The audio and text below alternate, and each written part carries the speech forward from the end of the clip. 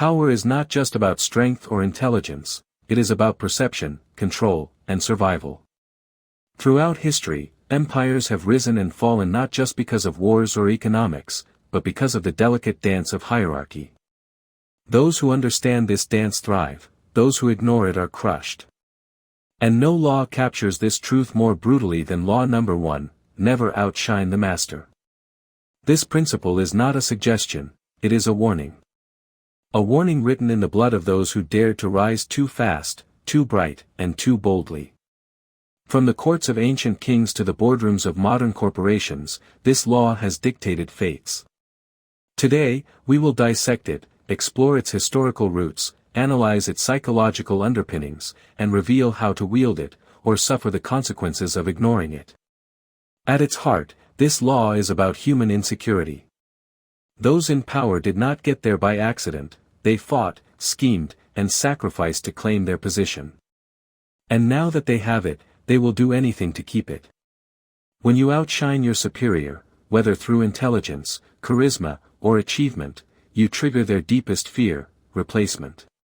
No king tolerates a more popular prince. No CEO nurtures a subordinate who makes them look obsolete. History shows us that the moment a subordinate eclipses their master, the master's instinct is not admiration, it is elimination. This is not paranoia, it is survival. The master does not hate you for your brilliance, they fear you for it. And fear is the most dangerous emotion in the game of power. Consider the story of Galileo Galilei, the father of modern astronomy.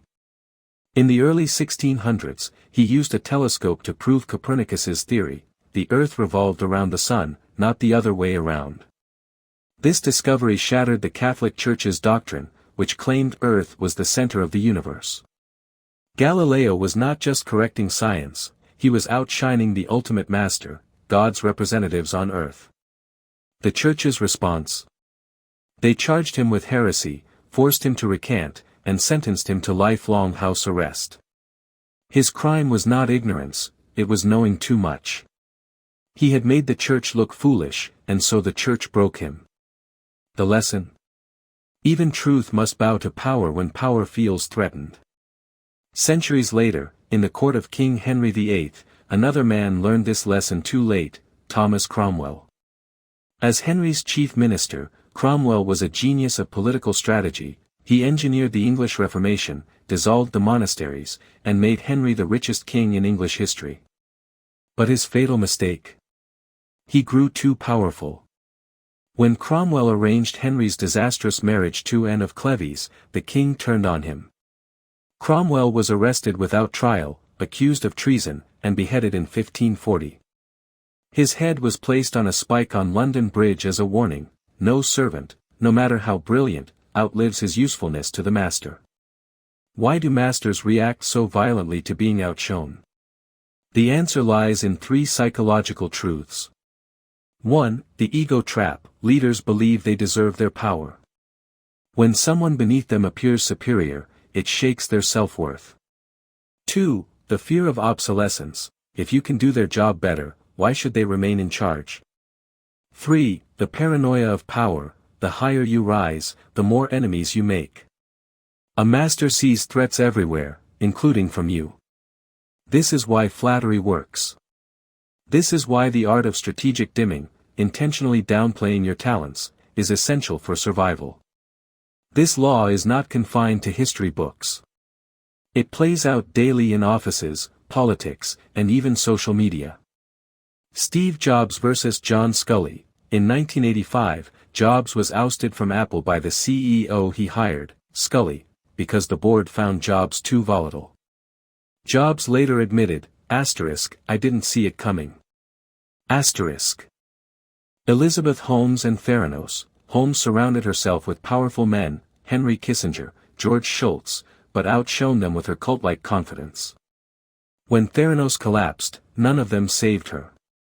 Twitter's Jack Dorsey, fired twice as CEO despite his vision, because he refused to play the political game of making superiors feel secure. The key is not to suppress your talent, but to redirect its light. Here's how. 1. The sounding board trick: frame ideas as extensions of your boss's wisdom. Your last point made me think. 2. Selective achievement, release wins in doses, never all at once. Let the master take credit for guiding you. 3. The power of the fool, like Shakespeare's jesters, use humor to speak truths without threat. There is one scenario where outshining the master is necessary, when you are ready to replace them. But this demands alliances. Ensure others see the master as weak before you strike. Timing, move only when their downfall is inevitable. Exit strategy, have protection if you fail. Most who attempt this lose. But for those who succeed, they become the new master. Power rewards the patient, punishes the proud. Master law number 1, and you control your rise. Ignore it, and you risk everything. Next, we explore law number 2, never put too much trust in friends, where loyalty becomes the deadliest trap. The game has always been rigged. But now, you know the rules. Play wisely.